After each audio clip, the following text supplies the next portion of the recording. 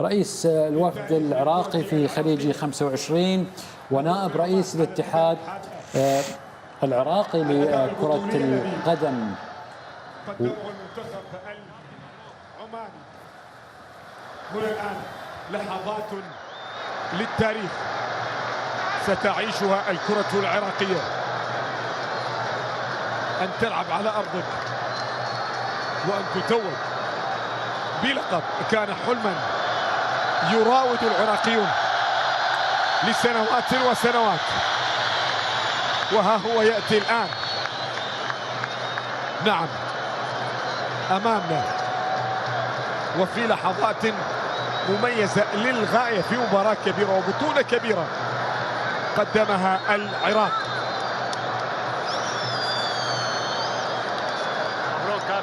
رئيس الوزراء محمد شياع السوداني يقلد لاعبي المنتخب العراقي ميداليات المركز الأول وبطل خليجي 25. رئيس الاتحاد الخليجي لكرة القدم شيخ حمد بن خليفة بن أحمد آل ثاني. رئيس الاتحاد العماني شيخ سالم الهيبي، وكذلك رئيس الاتحاد العراقي سيد عدنان درجال. اسماء المتواجدة على هذه المنصة هنا بالفعل. شوف حتى انت استاف خيسوس كاساس الاسبان يبكون يشعرون. مصطفى كريم حاضر ومتواجد. يونس محمود الذي قال من يستطيع ان ينتصر على العراق في ارض عراقية، ها هو يترجم الامر ويتوج العراق باللقب الرابع لبطولة الخليج. قدمت العراق الكثير وقدمت البصرة الكثير. شكرا لأحمد المبرقع وزير الشباب والرياضة. شكرا لأسعد العيداني محافظ البصرة. هذا العمل، هذه الحفاوة بالفعل كانت جميلة جدا. شعر الخليجي بهذا الحضن الدافئ الذي كان حاضرا. بطولة كبيرة قدمتها العراق منذ البداية، وإن كانت هناك بعض الأخطاء نسامح العراق على ذلك. يا جماعة ما يصير بلد يغيب منذ عام 1979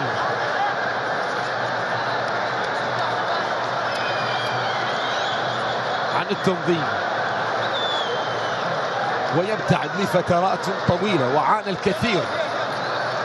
ومن أول بطولة تبي كل الأمور جاهزة، لكن خذونا كانت قلوبهم جاهزة، لم تكن بعض الأمور جاهزة. كانت القلوب جاهزة لاحتضان الخليج.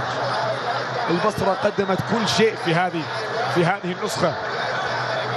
يستحق العراق هذه البطولة من القلب حقيقة لكل ما قدم في 20 يوم وحتى اليوم. لو تشوف كل عراقي كل بصراوي لا تقطعون بينا. هذه الكلمة الآن كانت بدايتها بالهلة في 6 من يناير وفي 19 من يناير. لا تقطعون بينا، ما تعوفونا.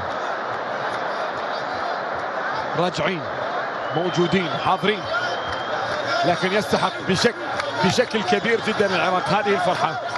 عشنا أيام جميلة كلنا كخليجيين هنا.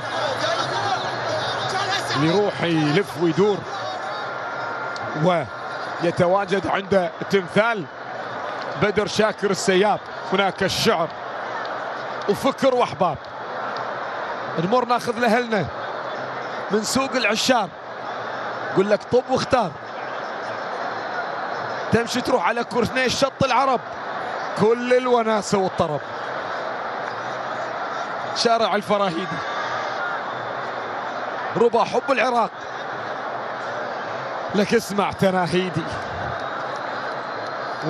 ولو نزف منك طرف أخي تعال اشلع وريده وخذه خذه لك. اي والله يستاهلون. هنا إذن لحظات التي تقترب لتتويج المنتخب العراقي بهذا اللقب، بهذه الكأس. انتظروا طويلا في 79 كانت هي البداية هنا في العراق كذلك. بعد ذلك في 84 في خليجي 7 توجت العراق باللقب، وفي خليجي 9 في 88 توجت العراق باللقب. كل ألقاب العراق فردية، لم يفوز العراق بأي لقب زوجي، يعني مسمى بطولة زوجي لا، كلها فردي.